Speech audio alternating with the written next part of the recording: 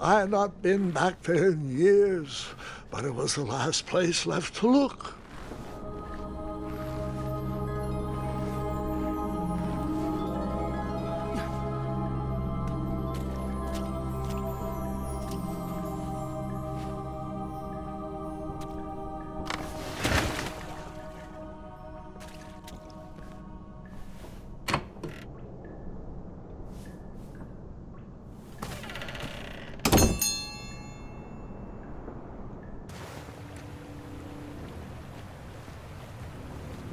It was not exactly as I remembered it, but it wasn't all that different either.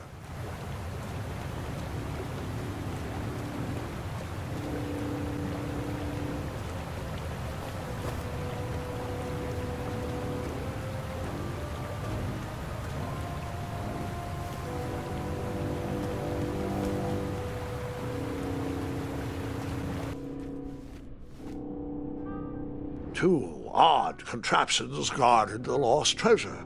I would have to turn one and see what happened.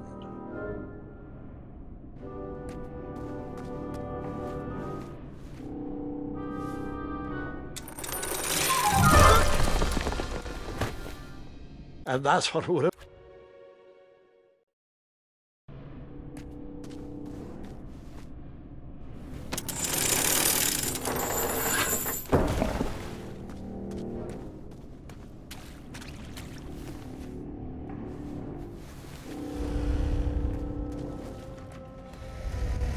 Buckets, barrels, butter churns, and beds were jammed into every nook and cranny of that cave.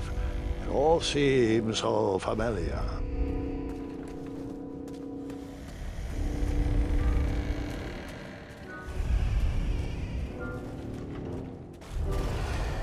Wait. Hold on, Grandpa. I don't remember this part of the story. Beds hanging from stalactites? We'll get there, Gwendolyn. Don't worry. No detail in this story will be overlooked. Now, where was I? Ah, yes. As I treaded through the river of rumbling trundles, I feared I knew the source of that deafening wind.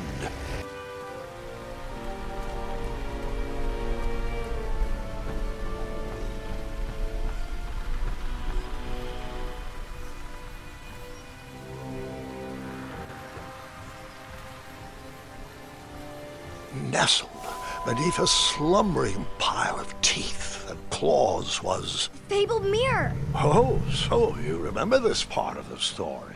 Well, dragons are my favorite. Do you want to tell this part? Yes. King Edward sent me, the greatest knight in all of Daventry, on a quest to return his stolen mirror. A gigantic, hulking beast of a dragon was the last thing in my way to... My way to... Add a shinier hat to my collection.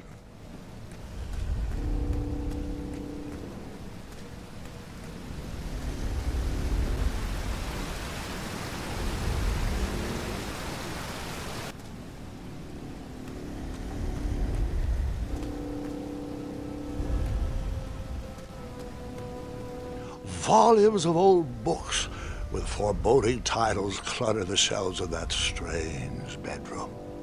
How to Tame a Dragon, Breaking the Spirit of Hideous Beasts, Amateur Spells to Impress Your Friends with. No books about recovering missing handles, though.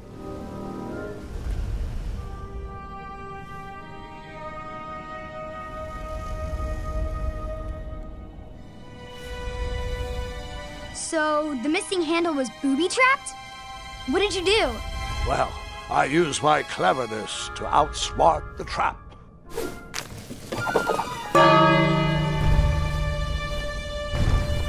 Then I used my cleverness to hide.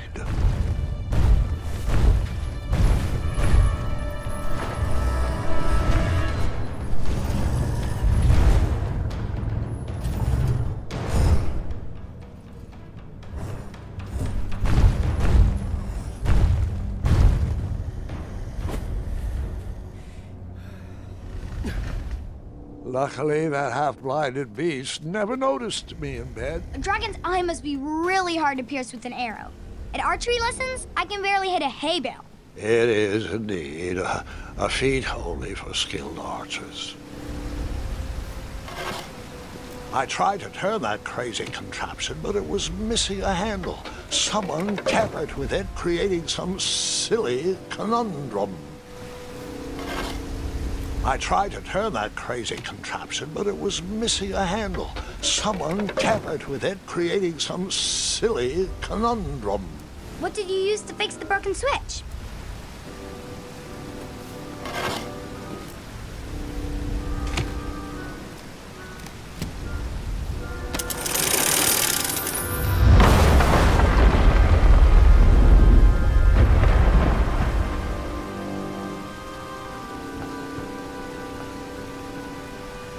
The dragon's chains were coiled around a gigantic switch mounted to the cave wall. This cave seemed to be filled with failed adventures.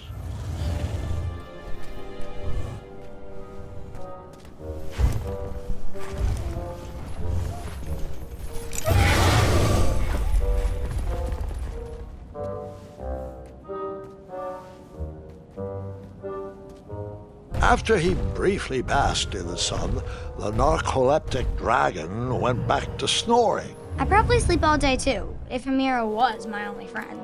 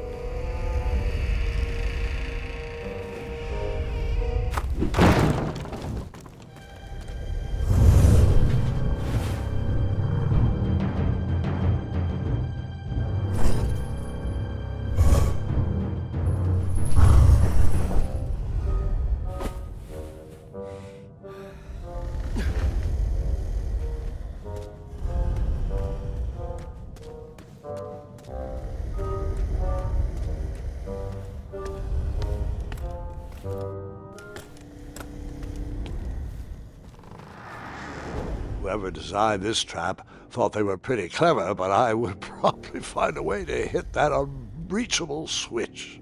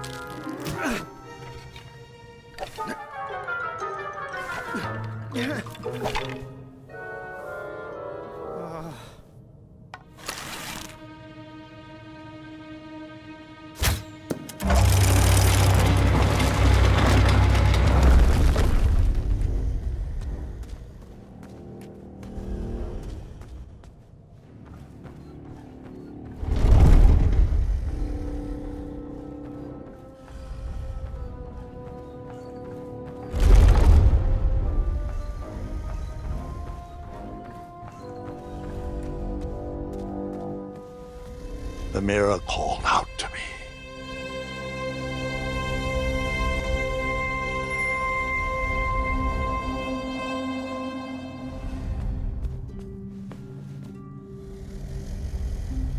A ridiculous feeding contraption was cobbled together to keep the beast and probably its owner alive.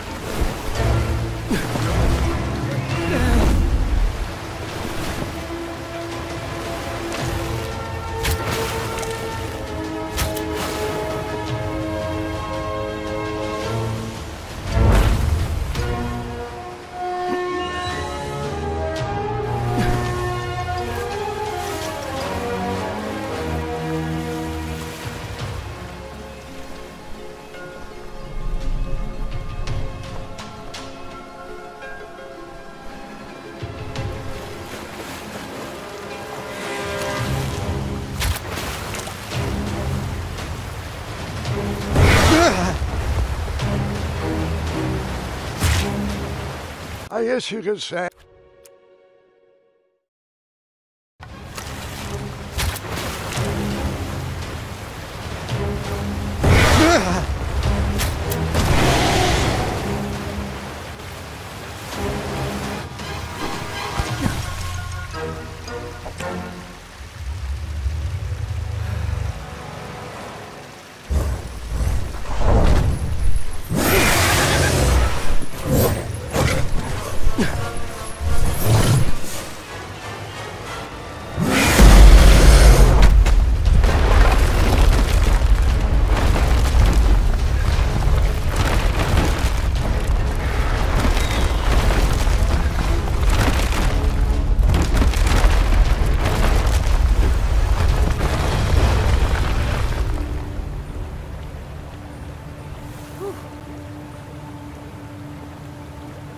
With a magic mirror safely in my possession, I dreamt of the Daventry I would be rewarded with, and the kingdom it could become.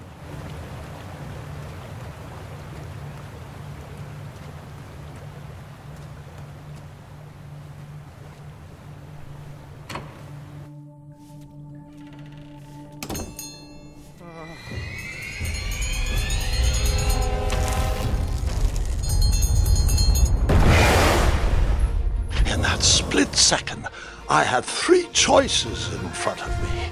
Any would clear my path to safety, and all would have rippling consequences.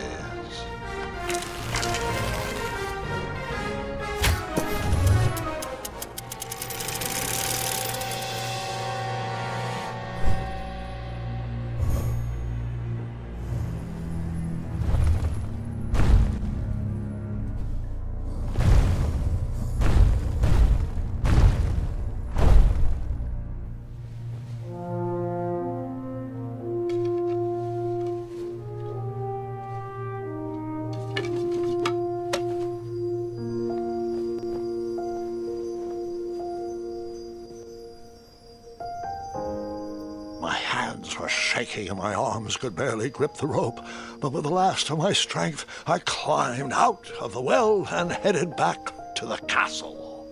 Ever since the magic mirror returned, its reflections have warned the kingdom of danger, kept our family safe, and it has exposed many troublesome crumbs tangled in my beard.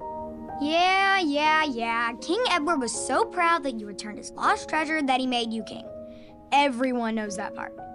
Now, can we get back to that dragon? Gwendolyn, there is so much more to my stories than dragons. I hope this old cap will be remembered for far more than the action tattered across its brim, sewn into the seams of many hidden adventures.